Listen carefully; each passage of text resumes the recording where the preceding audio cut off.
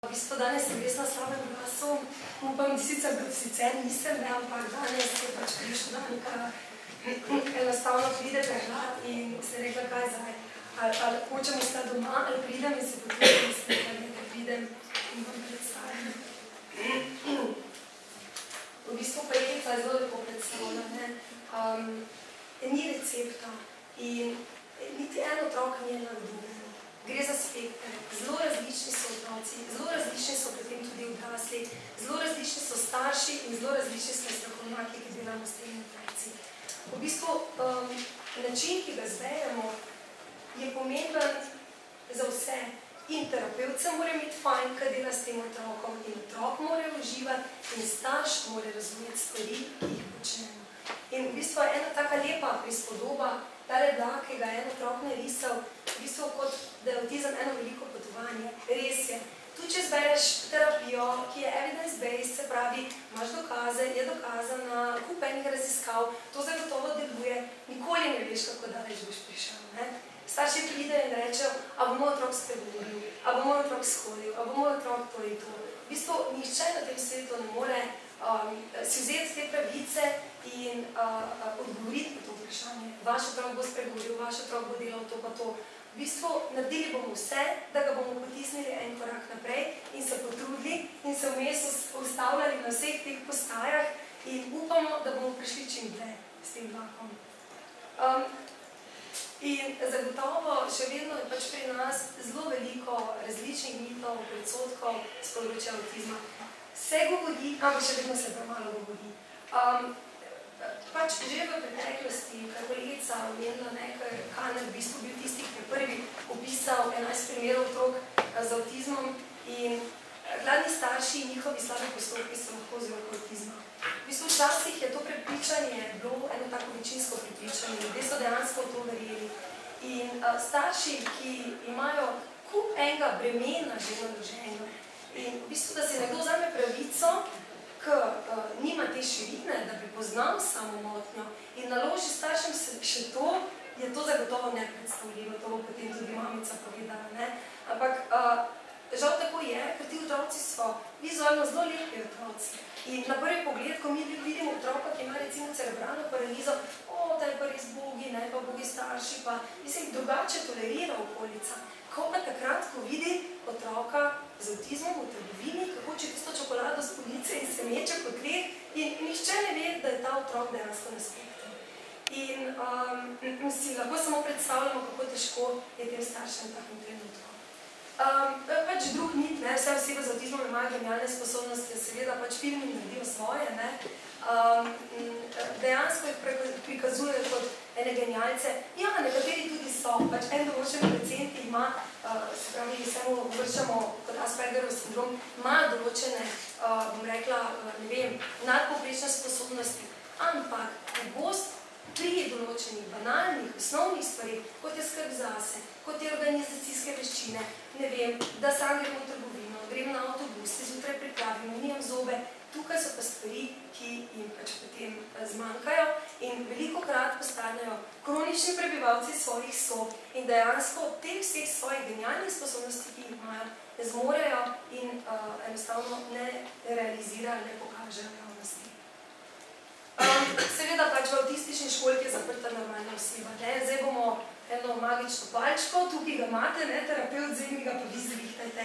Pač v bistvu ne gre to tako na hitro. Ta otrok še bo vedno poseben, še vedno bo drugače razmišljal, kot smo videli, možgani so spremenjeni in na malo drugačen način funkcionirajo. In tega otroka moramo vzeti posebnega tudi naprej, ampak mu pomagati, da se bo poučil nekaj novih stvari. Še vedno bo pa določen procent teh posebnosti potem naprej seveda tudi drugače mišljenje zadržal. Oseba z avtizmom nima čustvene empatije, enako se strinjam s kolegico. Ti otroci so toliko empatični, tudi odrasli potem naprej, na zelo drugačen način to sporočajo. Ne vem, sem imela enega otroka, ki v bistvu res je mamica razlagala, ki je prišla domov in v bistvu je bila zelo slabe volje, glavo bolj in tak naprej. In ta otrok je šel in je gledala, kaj počne ta moj prvošolec in je šel pripravljati čaj. ampak v bistvu zato, ker tudi ona njemu pripravi čaj, takrat, kadar je on, bom rekla, bolan, slabe volje, se slabo počuti in je preko vedenja izrazil, da mu ni vseeno, da on vidi, da je ta mami danes slabše volje. In seveda pač to izraža na drugačen način in zato se nam včasih zdi, da nima tega občutka. Ljudje z avtizmom so agresivni in nevarni za druge. Čisto nič več kot drugi ljudje. Ne? Zdaj, če nas nekdo postavi v neko okolje, ki ne vem, koliko vsi govorijo francosko, nič ne znamo, vsi od nas 100 stvari pričakujejo, je verjetno tudi mi, če čas postanemo malo agresivni. Ne? Če ne verbalno, pa verjetno tudi neverbalno. V bistvu pač to vedenje, ker se velikokrat gre za ta velik primanjkljaj na področju komunikacije in ker je pač to ena tista stvar, da ne morejo sporočati, ne morejo izražati svojih želja, ne morejo na nek primeren način reči, ne, meni pa to ni všeč, pa tega ne želim početi, velikokrat podreagira z vedenjem. In ker so ekstremni v svojem vedenju, potem seveda velikokrat zelo burno reagirajo na take stvari in se nam zdi, da so dejansko zelo agresivni in nevarni. To je tudi, no, poleg pač Templin, je seveda tudi tale Rose je ena izmed znanih odraslih punc, če lahko tako rečem, ki je pač že v otroštvu imela diagnosticiran pač Aspergerov sindrom. Ko sem bila sama na tem International Congress Autism Europe, v bistvu v Budimpešti je bil 7 leti nazaj ali nekaj takega, ona je bila prava zvezda tega predavanja, je prišla in predavala. In v bistvu to je njeno močno področje. Ne? Skupaj ob pomoči mentorice, tudi institucije, v kateri je vključena, predava po svetu v svoji izkušnji. In njeno predavanje je bilo z naslovom logično. Dejansko zelo primeren naslov. Ne?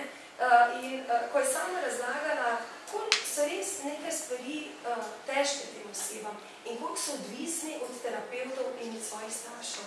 In nikoli ne bom pozabila, ker je rekla, vem le tisto, kar so me naučili, mi povedali ali pokazali, tudi pač tak citat, to je pač dobesedno sama rekla. Je rekla, če jaz ne bi imela svoje mame in svoje terapevtke, ki je vsak dan delala z mano, jaz bi še danes sestavljala puzzle in skakala na trampolino. V bistvu to je to, kar je zanimalo in ona je rabila nekoga, da je potisnil malo naprej, da je novo idejo ji pokazal in skupaj z njo vztrajal, verjel vanjo, da ji uspela neka težka stvar in rekla, in tudi meni, ko mi uspe ena zelo zahtevna stvar, sem pač najbolj vesela, tako kot drugi. In nikoli ne smemo presoditi, se ta otrok pa nič ne zna. Tukaj se pa res nič več ne da narediti. V bistvu ni res, z pravim pristopom, s pravim načinom in predvsem, da mi verjamemo v to, da pač otrok lahko napreduje, se v bistvu zgodijo pač potem tudi stvari o napredku naprej. Pristopov ogromno, morje pristopov, poplava, vsega tega, internet zasičen, skratka, vsak teden dobimo nekaj novega, kaj se dogaja, kaj se odvija in v bistvu zelo zahtevno spet za starše. Kup enih informacij, pristopi se med seboj izključujejo, so zelo različno naravnani, v bistvu pri logopedu poslušajo to, ko pri logopedu poslušajo nekaj drugega, ima en seminar, grejo poslušajo nekaj tretjega in zahtevno je sledi, da se stvari ne prekrivajo. Sama osebno pri svojem delu izhajam iz pristopov, ki so evidence-based, ki so pač, bom rekla, podkrepljene z dokazi. Zaradi tega, ker vem, da s tem ne zgubljam dragocenega časa pri otroku. Nikoli ne rečem, da nek pristop pa zanimiv učinkovit. Ne vem, ampak enostavno si ne privoščim, da bi ga vzela, ker vem, da pač enostavno lahko s tem zgubim to predšolsko pomembno obdobje, kjer otrok lahko zgubim. Zdaj sem mogoče že šla naprej, no, kot zadnji je bil naštek early bird pristop omenjen, predvsem zato kot pristop za pomoč in support staršem, ki imajo otroke z avtizmom. Eden izmed, mislim, da celo edino, ki je spet evidence-based in s kolegico, v bistvu bo tudi zdaj v okviru inštituta za avtizem in Slovenije, ker so pač bili tudi zaposleni, bomo to tudi začeli ponujati našim staršem in se zelo veselimo tega projekta za naprej. Kot smo že rekli, vseživljenjsko stanje, ne govorimo o zdravljenju, govorimo o podpori, suportu, pomoči tem otrokom, staršem in tudi ostali skupini, ki pač je v tem stiku. Sama sem se odločila, da bom danes predstavila nekaj, zelo nakratko nekaj teh terapevtskih pristopov, ki jih sama uporabljam v delu in ki so se izkazali tudi drugje v tujini kot zelo učinkoviti. PECS kot ena izmed oblik podporne nadomestne komunikacije, ki se uporablja zaradi velikega primanjkljaja na področju komunikacije, v bistvu velikokrat potem moramo delati, seveda absolutno moramo delati na teh področjih. In bom rekla, otroci so nekateri, kjer ni nič govor prisotnega in so nekateri, kjer je govor prisoten. Ampak govor velikokrat ni v funkciji. Se pravi, ti otroci govorijo, imajo kolelijo, ponavljajo izrisank iz različnih, ne vem, dialogov, ki jih slišijo, ne uporabljajo pa tega v funkcionalen namen, niti nimajo ideje, kako naj bi struktura jezika izgledala in to vrstni pristop nam zelo lepo preko vizualne opore, ki jim je blizu, ker so vseeno to zelo vizualni otroci, oziroma osebe, jim zelo lepo pomaga. Osnovna vizija tega je, da otrok izmenja sličico za tisto stvar, za nek željen predmet, ki jo želi dobiti. Tukaj na tej sliki vidimo pomaranča in slikica pomaranča, se pravi, tamle na polici vidim pomarančo, jaz bi to imel, vzamem sličico, dam mamici in mami mi da pomarančo. V bistvu ni pač toliko preprosto, ampak to je osnovno načelo, ki se potem tudi razširi skozi različne korake do komunikacije, kjer otrok že uporablja stavke, kjer komentira in tako naprej. V bistvu predmet je pozitivna krepitev želenega vedenja. Tem otrokom se mora splačati komunicirati. To idejo morajo dobiti, da v bistvu, če on to slikico da nekaj za to dobi, wow, se pravi, to pa ni kar neko učenje, ker moram jaz tam nekaj izmenjevati ali pa govoriti ali pa nekaj kazati, ampak danes ko me ne koristi od tega, jaz nekaj dobim. In ko otrok to izkusi, ker je premalo, samo bravo, si priden, super ti gre, ampak celo nekaj materialnega pridobim s tem, v tem primeru pa otrok zelo lepo in hitro potem tudi dojame sam kontekst in pač potem tudi napreduje. Za koga? Za vse strosti. Ko sem sama delala licenco, pač za izvajanje PECS-a v klinične namene, so v bistvu prikazali en video, mislim, tega ne morem pozabiti, no, bila je ena gospa, ki je bila čez 50 let stara, ki so pač pri teh letih prijali. Ona je bila toliko srečna, mislim res, in je potem komunicirala, in so samo vodnje je rabila. Sploh ni bil problem v tem, da ona ne bi imela teh sposobnosti, da tega ne bi zmogla, te povezave narediti. Rabila orodje in je to šlo. In v bistvu na tak način pol komuniciramo, izmenjamo sličice, potem se postopno delujemo, da nas otrok že začne iskati po prostoru, se pravi, da se ne fokusira samo na predmete, temveč da socialno postane pomembno, ker drugače grejo pod polico in pač pod tisto polico v bistvu izražajo z nekim svojim vedenjem, da bi tisto stvar želeli imeti, nimajo pa ideje, da nam morajo najprej poiskati mami in to sporočiti, da bo mami lahko dala to z police dol. Sicer zelo veliko staršev ima pogosto stvari, kar se na razpolago. In otrok, ki ima vse, kar si želi, kar mu všeč, nima potrebe po komunikaciji. In zato jih potem tudi spodbujamo, da ustvarjajo te priložnosti, da se otrok uči komunikacije na primeren način, da dvignejo stvari na police, da mu dajo idejo, da pokaže s prstom, ker pač to spontano ne pride razvojno, kot mogoče pri neurotipičnih vrstnikih.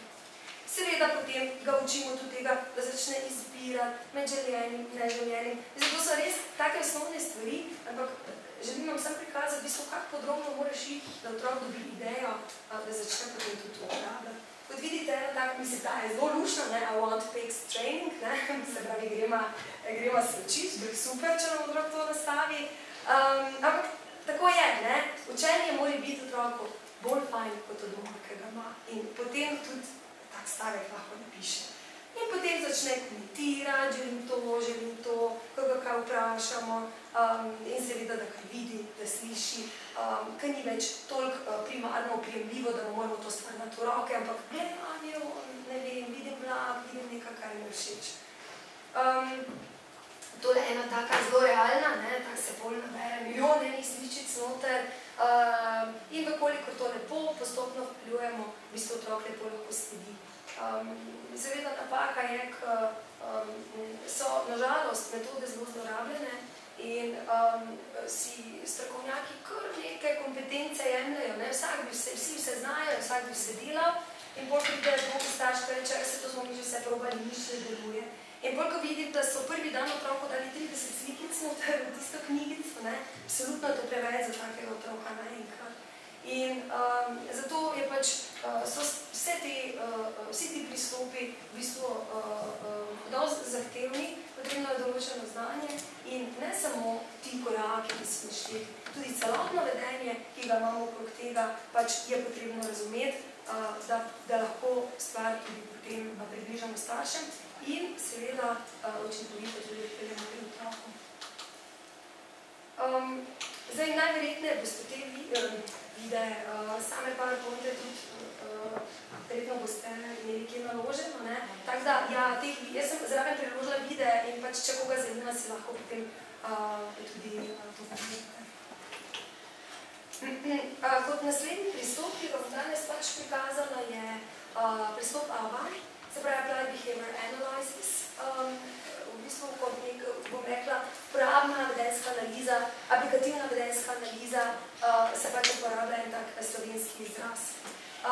Gre za enega najučinkovitejših pristopov. V bistvu je res dokazano, ogromno raziskav najdete na to temo in gre za vedenjski pristop.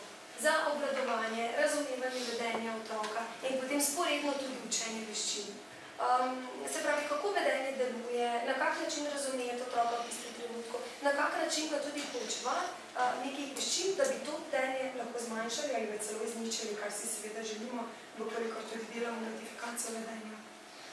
Ivar Lovaas je zelo znan, on je pač prvi, ki je v bistvu pač tako zelo obsežno longitudinalno študijo naredil z tega področja in pokazal en tak zelo lep napredek na področju intelektualnega funkcioniranja teh oseb, ki jih vključil v samo raziskavo in potem seveda kup enih drugih raziskav se je odprlo, kjer so pač dokazali tudi na vseh ostalih področjih. Uporablja, kot vidite, se lahko za učenje različnih stvari, od skrbi zase, do komunikacije, v bistvu vse je vedenje, vse se priučimo in vse, kar se lahko priučimo, se lahko tudi odučimo, tako zelo po domače rečem. In ta pristop ni nujno namenjen otrokom z avtizmom. V bistvu se uporablja za različne stvari. Ne vem, nekoga, ki odvajam od kajenja, uporabljamo iste principe, iste strategije. Nekdo, naprimer, če se predstavljamo v avto, odkaj se vsede, imamo tale pas, da se zapremo, in če se ne zapnemo, pač piska, koliko časa, da nam gre toliko na živce, da se pač takrat ne pripnemo. In v bistvu to je pač to, kako okolje vpliva na nas in obvladuje to naše vedenje. To smo že. Kaj nas zanima, se pravi, kako ti okoljski vplivi oblikujejo, vplivajo in spreminjajo naše vedenje teh otrok, ki nam jih starši tudi potem pripeljajo. Zelo pomembna stvar je ugotoviti, kaj sproža vedenje. Veliko premalo se v vrtcih in tudi v šolah ukvarjajo z vzrokom. Zakaj je do tega prišlo? Vsi se ukvarjajo z stanjem, kako zdaj najhitreje rešiti, da se otrok pomiri, da pač nadaljujemo za tistih njihov naprej. Kar pa v bistvu to, kar je sploh povzročilo to vedenje, ker edino na tak način bomo lahko kaj naredili, da bomo v prihodnosti dosegli, da se bo to vedenje pač upamo znižalo, lahko pa tudi pač seveda ojačalo, koliko je za pozitivno vedenje, ga lahko tudi ojačujemo. In potem, da ugotovimo, kaj ojačuje to vedenje, ali mogoče naši neprimerni pristopki temu sledijo, kakšna stvar, ki je otroku damo in to, kar mu rečemo. Skratka, da pač iščemo te stvari in odstranjujemo te ojačevalce neželenega vedenja. In seveda skrbujemo primernejše vedenje. In če pogledamo nekaj takega otroka, ki je v trgovini ali pa je doma, na hodniku in joka in se meče po dveh vrtca, skratka, eno tako neželeno vedenje, ki se pojavi. In v bistvu nekdo reče, tega otroka, da je peli ga stran, ali pa da mu vzame nekaj iz rok, ali pa da mu malo zapopiti, kar nekaj na pamet svetujemo nekaj stvari. Pa v bistvu res imamo lahko 4 ali 5 takih otrok z isto obliko vedenja in funkcije so pa zelo različne. In od tega zavisi, kako odreagiramo potem tudi, da bo to vedenje v prihodnosti tudi opazno. Ker če smo mi otroku recimo rekli, da ne vem, naj se sezuje ali pobuje in on začne jokati in seveda pač mi to naredimo na mestu njega, on lepo pobegne pred zahtevo. Seveda bo to v prihodnosti naredil še bolj intenzivno, bolj izrazito, še hitreje bo to naredil, ker ve, da ko joka ga mami obuje, obleče in tako naprej. In se na tak način skratka lepo izogiba nekih nalog. Eno je pridobitev pozornosti. Skratka, otrok recimo nima primerne komunikacije, da bi prišel, da bi poklical mami, da bi potapkal, da bi ne vem, greva se igrati in se bo že po tleh in ima eno tako, kot vidite, vedenje in potem mami pride, se začne z njim ukvarjati in tak naprej in on dobi pozornost in se začne z njim igrati. V bistvu na zelo neprimeren način pridobi to pozornost in mami na tak način to tudi čuje. Pridobitev predmeta ali aktivnosti, spet, so pa potem tudi samostimulirajoča vedenja, se pravi pač razna senzorika, pride v neko okolje, kjer enostavno je preveč nekih zvokov, ali pa sam sebe stimulira na tak način, da se poblize. Skratka, pač je več pač teh funkcij vedenja, katere moramo dobro razumeti, da lahko na to potem tudi vplivamo. Zdaj, večinoma so ti pristopi individualno naravnani, eno na eno terapeut dela z otrokom.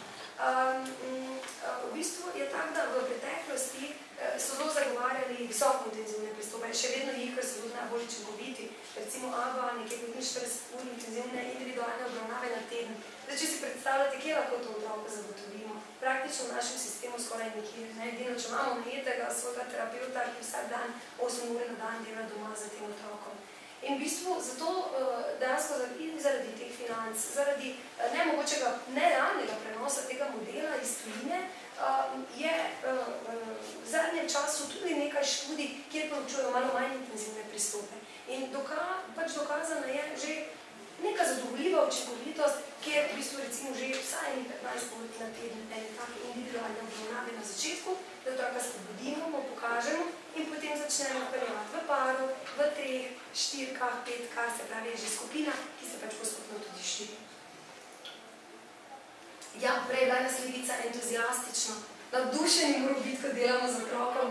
Ko pridete v Ameriko, tam so ful navdušeni terapeuti, res. Ko pridete v Anglijo, pa so to Angleži, ko so res mone. Ampak ko prideš tja, mislim, to morate videti enkrat. No, iti tja in to otrok prileti k njemu, mislim, da ste vam ful rad, ker si ti zabavn. In sploh ni finta v igračah, ni finta v tem, da imaš nekaj dragega materiala, finta je v tebi, da ti postane zanimivejši od tega, ne vem, iPoda, pa od ne vem česa vsega, da z eno palčko narediš neke stvari, ki so njemu glasno zanimive in otrok seveda toga pritegne, te ima rad in bolj tudi pripravljen, iti s tabo naprej. Zdaj, podporna tehnologija, to seveda pač razne tablice in tako naprej obvladajo, to obvladajo, se mi zdi, da že, ne vem, se že rodijo s temi otroci Googla. Mislim, osnovnih stvari ni, na YouTubeu si to vse našljivo risam, ker ne imam pridelov, moj pa to že vse zna. In v bistvu, ja, zakaj pa ne bi to njegovo spretnost izkoristiti tudi v en tak bolj funkcionalni namen. In danes tudi ta fiks, ko sem vam prej predstavila, v bistvu imate že aplikacije, kjer potem, ko otrok preko ene take mehanične spozna pristop, lahko prejdete tudi na aplikacijo in jo uporabljate v okviru teh tabličnih, kjer lahko komunicira, kjer si pomagamo. Jih zelo pritegne, veliko naših otrok začne govoriti v angleščini, če verjamete ali pa ne, pride iz, ne vem, okolja, kjer nikoli doben doma ni angleško govoril in pride in se s tabo pogovarja in counting in pesmice in vse, ne. Ampak to je pač nesocialno, to je tista stvar, ki me zanima, ki daje skozi neki efekt in seveda mi je blizu. In se zaradi tega tudi angleščina lažje uči, nič hudega, spravi to komunikacijo v funkcijo in jo postopno preoblikovati potem tudi v slovenščino. Lepo ločiti igrice so v tem računalniku, to je pa komunikacijska tablica, ker drugače pač to ni otrok seveda pač igral igrice. Pač imajo tudi slabe lastnosti, te vse elektronske naprave, ogromno ponudb dobivamo, zdaj smo odkrili to, zdaj imamo to vse, table, ne vem, tudi pač na področju avtizma, zelo veliko novih stvari. Ampak pač vemo, so tudi pač negativne. Ti otroci pozabijo, zgubijo, zmanjka baterije, stres, sprememba, na kak način zdaj naprej. Tako da pač, jaz vedno pravim najprej klasika, to je pa za dodatek zraven. Malo se bom dotaknila še tič pristopa, v bistvu gre za en tak zelo rušen pristop, ki temelji predvsem na obvladovanju in nastavljanju okolja, na manipuliranju z okoljem, na takem otroku naložen, da je predvidljivo, kot smo videli, rabijo rutine, rabijo neko varnost, da se dobro počutijo. In otrok, ki nima časovne predstave, mu je zelo pomembno, da ima vizualni urnik, da vidi najprej to, potem je to, kdaj, kje je začetek, kje je konec, koliko časa bom kaj počel, kje je moje mesto, vidite tukaj ena taka miza, kjer ima dejavnosti, vzame, da na mizo opravi dejavnost, odloži. Vzame novo, na mizo, odloži. In vidi, da ima pečkatelj in ko je bo pet naredil, je končano. In bolj kot je priden, prejma odmor, ne pa da naložimo še. Danes je tak priden, danes ti super greš katle.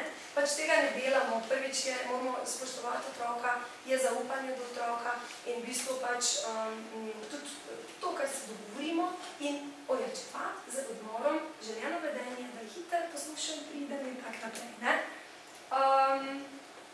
Se pravi pač ta podpora. Na začetku imamo en tak instrumentarij, psihoedukacijski profil, ki ga za otrokom naredimo in pač enkrat tak malo bolj obsežen test, ki ga nažalost v 1 uri 45 minutah ne moreš narediti in je večkrat klinične namene težko izvedljiv in v tujini to ima zelo lepo rešeno, ker otroka recimo, ne vem, v instituciji večkrat opazujejo, večkrat vzamejo in si vzamejo čas in v miru opazujejo. Mi smo bolj pod stresom, ko prvič pride, pa vidiš, da še moraš, ne vem, 2 srečanja, pa bolj, pač, malo hitiš pri teh stvarih, ampak v bistvu res, bom rekla, je zelo lep profil, ki nam predvsem da uvid v načrtovanje same obravnave za pripravo individualnega programa, ki vemo, da je bistven pri teh otrocih in se pri nas, nažalost, v praksi velikokrat zelo slabo napiše za te otroke in ne zajame podobno, zelo objektivno in konkretno od navodil do korakov, do zahtev, ki jih pač od otroka tudi pričakujemo.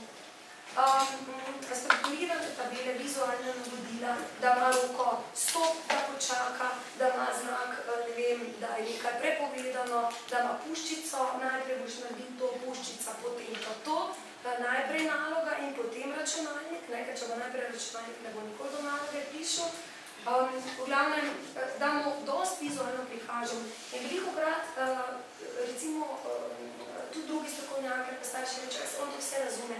Ja, jaz verjamem, absolutno verjamem, da razume, ampak je premalo in skozi odvisen od tebe kot terapeuta, da mu podajaš to navodilo in mu ga ponavljaš. Če pa želiš doseči neko samostojnost, neodvisnost, ki je pa na prvem mestu, po mojem mnenju, vsake obravnave, da bo otrok enkrat čim bolj samostojen, bo pa absolutno to eno izmed prilagoditev.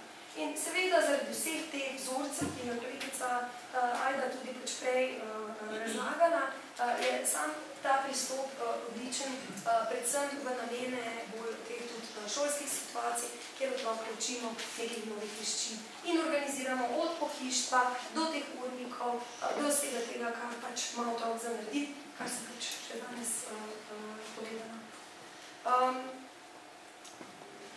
Samo usposobljenost in strokovnih delavcev in pomoči staršem je bistvenega pomena. Mi velikokrat v okviru ambulante ponudimo možnost timskih sestankov. Nažalost se ne odzovejo vedno vsi. Imajo ta občutek, da nekaj preverjamo ali pa kaj. Daleč od tega. Želimo ponuditi pomoč tem strokovnjakom. Vsi, vsak ima kdaj, kaj česa ne ve. In če pomagamo drug drugemu, v bistvu pač na tak način lahko zelo koristimo otroku, ki je seveda pač središče na prvem mestu.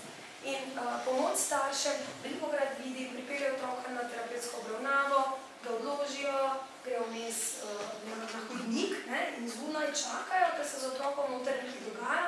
Ja, ok, mogoče v 10% je to bistveno za to, da otroka pridobiš in pač nastaviš nekaj stvari, ampak kot še bolj ključno je to, da ti starša naučiš, kaj delati s tem otrokom. In če bo starš zunaj mimo stene, on ne vidi, kaj delaš ti z njim, ne? In vse ti moraš biti starša zraven, mu pokazati, da on poskusi, da tebe gleda, da skupaj probata, ker z mamico bo veliko teže, ker se bo otrok več dovolil. Ti si lažje neko avtoriteto spostaviš kot doma, ker pač je navajen že nekaj ustaljenih vzorcev. In jaz zelo zagovarjam, da so starši prisotni pri obravnavah zraven, kajti nimamo na voljo toliko možnosti, toliko intenzivne obravnave ponuditi, da bi bilo to dovolj.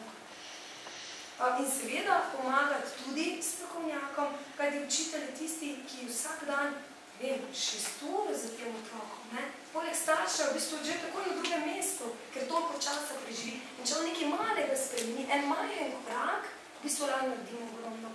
In seveda ni enega avtizma, temveč jih je toliko, koliko je ljudi z avtizmom.